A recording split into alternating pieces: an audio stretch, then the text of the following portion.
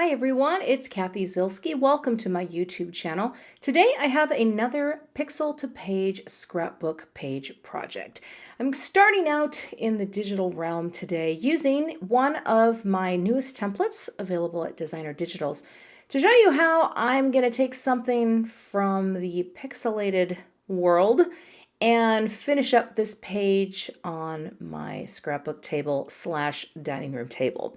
So I'm starting today with a template. This is template number, I believe, 168 in my collection. Kind of hard to believe. I've got 168 of them, and a lot of them are 8.5 by 11, which is my preferred size to scrapbook. So what I want to do here is I want to make a page about my daughter because she is magnificent, and she just returned from a trip overseas for an interim study abroad program. So she brought back some awesome photos, and I just wanted to make a page about her, and that is the point of this particular scrapbook page. Today, I'm working in Adobe Photoshop Creative Cloud 2018, but really the steps that I'm using for this are pretty much the same in Photoshop Elements. There's just a few commands that might be slightly different, but not a whole lot. So the first thing I want to do is get some photos in, and I'm just using this template to know which photos I'm going to use and how they're going to line up, because I am going to be using one of my dies that I have in my collection, and the die that I'm going to use today is from Gina Designs, and I'm going to use that to cut out my title. But again, I'm going to walk you through the process of breaking pieces apart to take a template design and use it for a physical scrapbook page. So I start by selecting my first target layer, and these colored layers are just the shapes that will hold my photos. And the reason I like to click on a layer first, and I just click on it with the move tool, is because then whatever I bring into the template, it will paste directly above that layer mask, and that's what I need to happen in order to clip my photo into the mask. So I'm going to go Command or Control, depending on whether you're Mac or PC, O for open. And I'm going to go into my scrapbooking folder. Oh my goodness, I have a lot of photos, people. A lot of files. And I have a lot of images of, well, I don't have a lot. I have a certain amount of my girl from overseas. Now, for the top page, I kind of need to make sure I have something that is not going to get in the way of the little title that I'm going to clip on there. So I actually might start with this image. I'm going to open it up, and I'm going to go Command or Control O because I like to see things really big. I love this photo because there's the girl and there's the ginormous mountains. And so what I'm going to do here is I'm going to just go Command or Control A to select all and Command or Control C to copy. I'm going to come in here. I'm going to paste her in here and see what happens. Now when it comes in, you're going to see it's ginormous because this was taken on her iPhone when she was in Europe. That it takes big photos. So I'm going to hold down my Shift key, drag a corner like this, okay? And I'm going to try to get that mountain in. This picture may not work. I'm going to go double click, Command or Control O. I'm going to clip it in, and I think it's Command Option G. Yeah, Command Option G. And right now I'm thinking, yeah, I don't love that. I'm going to undo it. Delete. Okay, sometimes you got to try something to know. Let's grab another photo. I like the idea of that image, but I need something that will actually let her show up. So let's try this one. And again, there's other ways you can take photos from one place to another. I can click on this. I can drag up to the tab that says CZ Layered T number 168, drag down and release, and this image will paste again right into the document. And hold down my Shift key, grab one of those corners. Now, if you're in Photoshop Elements, you don't have to hold down the Shift key. You can just drag and constrain, and it's fantastic. But for this one, need to do it. And actually, you know what? I don't need it. I need her to be a little bigger because, you know what? There's an old story. I'm going to clip this into place and see. We were on a family vacation once, and we were taking a picture for another family in front of a giant fish, and I asked the guy when I was taking the picture, do you want a close-up of the family or do you want the fish? And he said to me, and I'll never forget it, the family's more important than the fish. So there you go. She's more important than Kensington Palace. But anyway, there you go. There's picture one. And now I'm just going to repeat. Open this up. And now this is a shot that I think is beautiful. This is her in Copenhagen. I'm going to go ahead and open this up, and I'm going to go Command or Control. Oh, she tried, the whole crew, they tried to get there before sunset, but it was starting to go a little dark. So I decided I'm going to try to lighten this up a tiny bit because it's a little blue. And I like to use a plugin for Photoshop or Photoshop Elements called RadLab. And I will include a link to RadLab because it is really, it's my go-to. I don't do a lot of my own photo editing. And I came up with a couple combos here. Check that out. Okay, I'm going to turn these off just so you can see the difference. So here's the before and here's the after. Now RadLab comes with all these different adjustments, and you can adjust them infinitely because they have sliders that come with them. So when I turn on Lights On, which I already was playing with, an app called, or a process called OSnap, which I adjusted the strength to 46, Lights On again, lights on a third time, and warm it up. I'm going to take that first lights on off. Let's see here. That photo is just a little warmer and has a little more depth and contrast. I think that's okay. So I'm going to click Finish, and now I'm going to hold it down, and I'm going to drag up to that template, drag down, and release. Now this is a smaller image because it was edited by someone else previously, so I hate to do it, but I got to increase the size a little, and Command Option G to clip. Now I'm going to zoom up here a little bit more and see.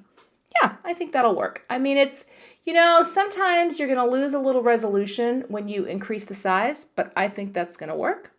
And now I'm going to move on.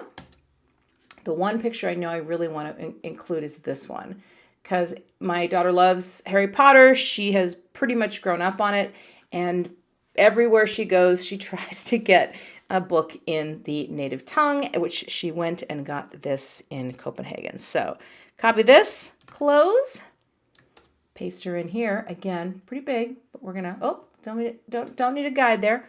I'm gonna drag her down, and we're gonna see, there we go, and clip it into place. And that's gonna work really actually quite nicely because her head's gonna be out of the way of that. Now, I'm not gonna be using this.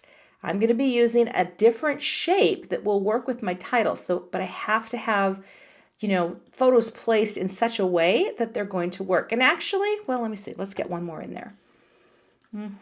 Mountains. There she is.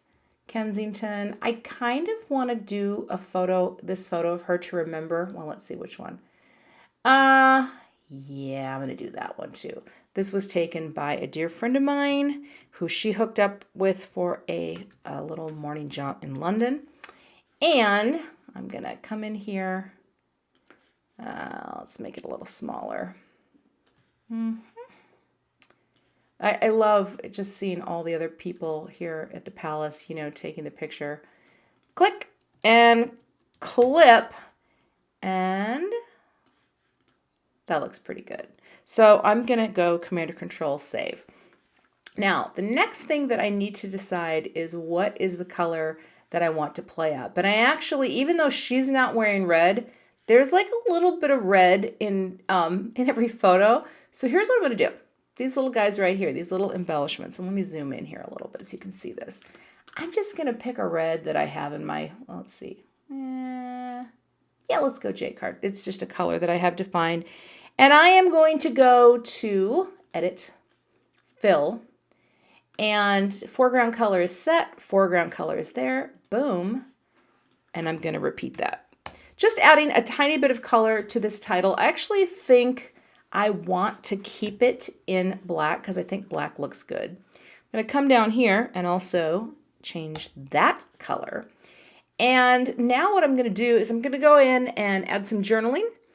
And when I'm done with the journaling, I'll come back and show you how to isolate these various layers to get them ready for printing and layout building. All right, I have gone in, and I'm going to zoom in here slowly. I have gone in and added some journaling. I went ahead and changed the font to Avenir, which is a font I use for almost all my scrapbook page journaling. I just love it. It's sans serif. It's so easy to read, and it's minimal and yet stylized at the same time to my liking. So now that I've got my journaling in place, and hopefully there are no typos, but if there are, you know what? I'm not perfect, but there you go. It's time to start printing. So here's what I'm gonna do, and this is kind of cool. I'm going to create some printing docs for my photos. And first things first, I'm gonna print using my wonderful Epson PictureMate, and it prints both 4x6s and 5x7s. So I'm just gonna print some 4x6s for my photos here. And I'm gonna go new. I'm gonna create a new document, and I'm gonna change the numeric to inches. And I'm just gonna go 4 inches by 6 inches. And I'm going to make sure to set this resolution at 300. I have probably a custom setup here somewhere, but I'm just going to hit this for now. Create. And I'm going to hit save just so my file has a name. Let's see here. Let's go file. Oh, it won't do anything until I actually do something. Let's turn on the thing. Turn it off. Now save? No. All right, we're going to have to bring something in to save it. Let's do that. So here's what I'm going to do. See this photo that I have in the nice layer mask, and I've moved it, and I like where the crop is at. I am going to hold down my shift key and click in the layers mask, or in the layers palette, sorry, to get both selected. Then I'm going to right click. Now when I right click, I have the option to duplicate these layers, which is what I'm going to do. So I'm going to hit duplicate layers, and from the drop down, I'm going to choose that untitled one. That's why we're going to give it a name, if you know, it'll make it easier. But I'm going to click OK. Now, when I go back to the untitled one, you are going to see this photo transferred into this document. It's pretty cool, right? Now, one of the things that happens with documents like this, I am going to be printing this onto photo paper. And what I am going to do is I am going to print it like this. Command or Control P. I'm going to choose the Epson, let's see, PM4, yep, P104. Print settings, I need to go to 4x6. Now, I am going to go to borderless, and here's why. What is going to happen when I choose, oh, let's try that again. Come on, borderless. I'm going to hit save. Also, I chose my paper, which is the semi-gloss. I use the semi-gloss Epson. I'm going to hit save.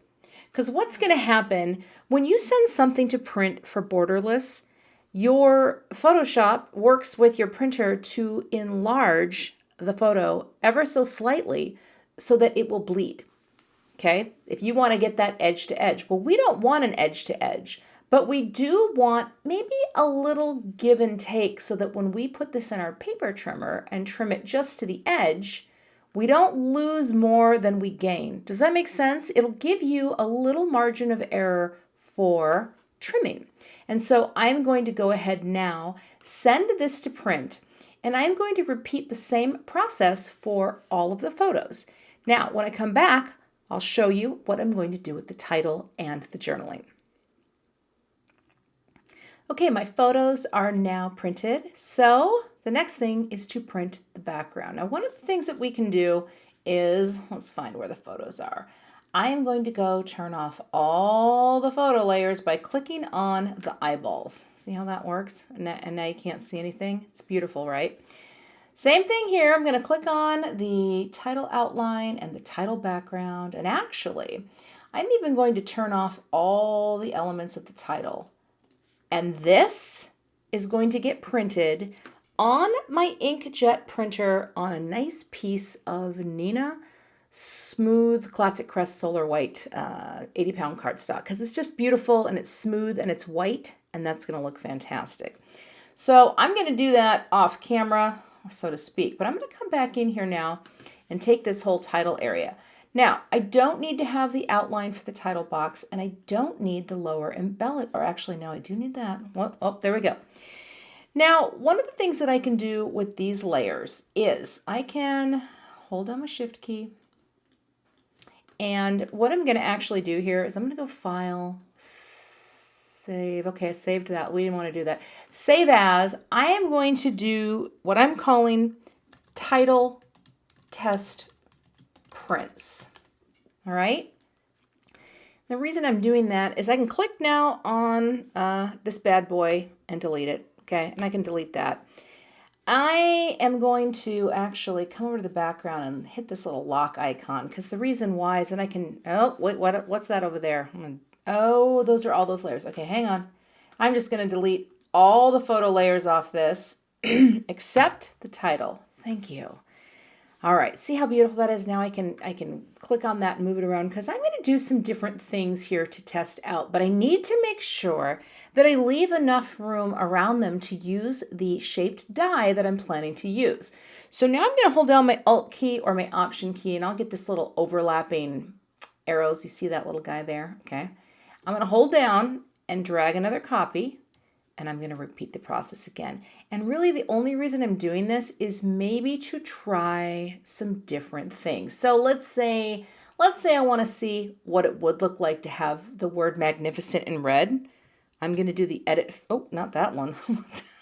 Hold on here. I'm going to click on the title and I'm going to edit fill layer again to get it in red. And then maybe, you know what, maybe actually I'm going to delete. There's extra layers in there that I don't need right now. But again, this should just give you that general idea of how you can give yourself some options. I'm going to pick a warm gray. Okay, click on the warm gray here over in my layers palette. And actually, let's get that out of there. Click on the warm gray so it shows up over here. And again, I have a keystroke set for this, but it's edit fill layer. Click OK. I don't think that gray would look good. You know what I mean? I don't think that's going to look good. And possibly a blue. And the only reason I say blue is there's an awful lot of blue in her photos. So maybe I'll try blue. I don't know if I like that though. Yeah. I could try something brighter. Let's try something brighter. The only reason I do this is just to have some options so that when I print this out, and I'm also going to print this out on the Neenah Solar White cardstock, is that I have some different options to try, and then I don't waste paper. You know, I don't have to go back in. In fact, another thing I'm probably going to do, I'm going to give myself a little more room so that I'm just going to move these around. The reason I lock that background, guys, is because then you can directly drag and select over something. You don't have to worry about moving the background because it's locked. But I'm going to move this here. I'm just going to give one more copy of this guy, just in case, you know, I cut it out poorly. And actually, you know, I might want to, what if I wanted to do some inking on the edge or just try something different? But now what I have is the journal to print out and this to print out. So I'm going to go ahead and do those, and then I will be back on my actual work surface to build the page. Now it's time to start trimming out my photos, and I generally start with a metal ruler because this image does not have any crop marks on it. So that means I need to get as close as I can to the edge of the photo and make my first cut. I had to cut it twice because I'm working on a different surface. This is actually the mat that I usually do most of my work on. It just doesn't look as pretty in videos, but you know what? That's all right. Keeping it real. There's a lot of reality coming at you shortly. All right, now I can take the Tim Holtz trimmer and I'm going to put it right at the 3 1/4 wide mark.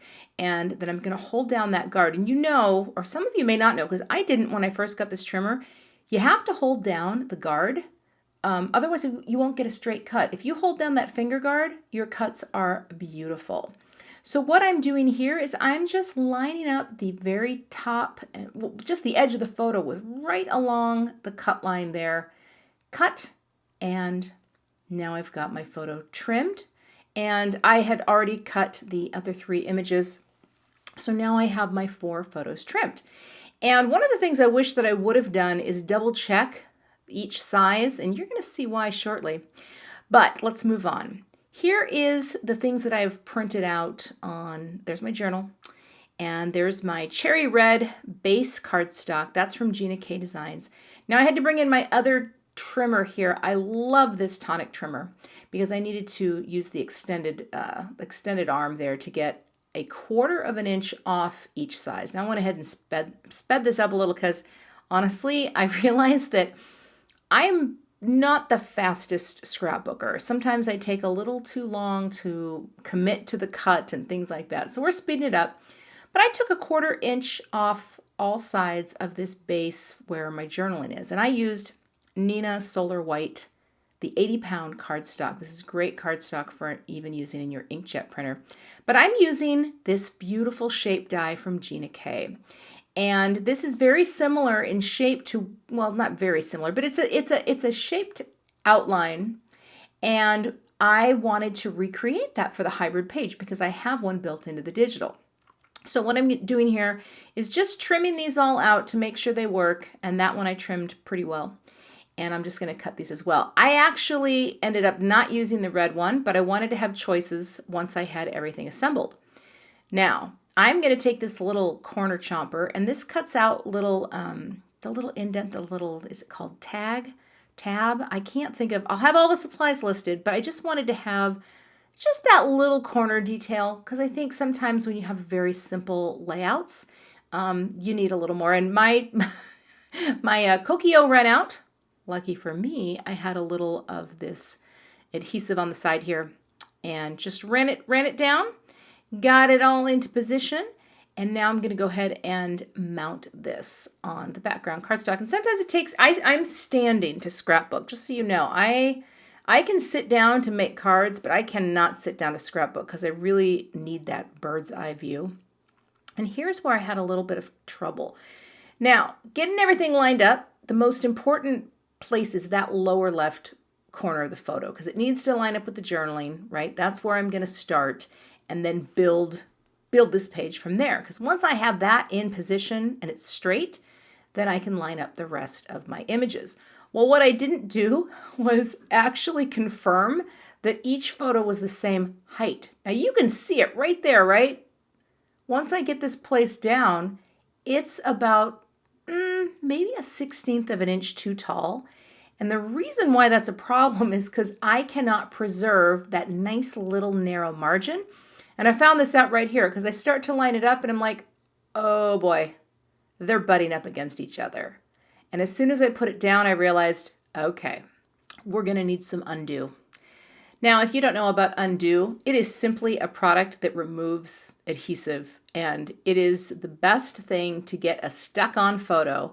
See, and I use permanent adhesive, so that might look like complete hell right now, but trust me, I need to trim about a 1/16 off. And this is how I do it. I don't use a paper trimmer for this. That's where I'm just going to lay down that ruler.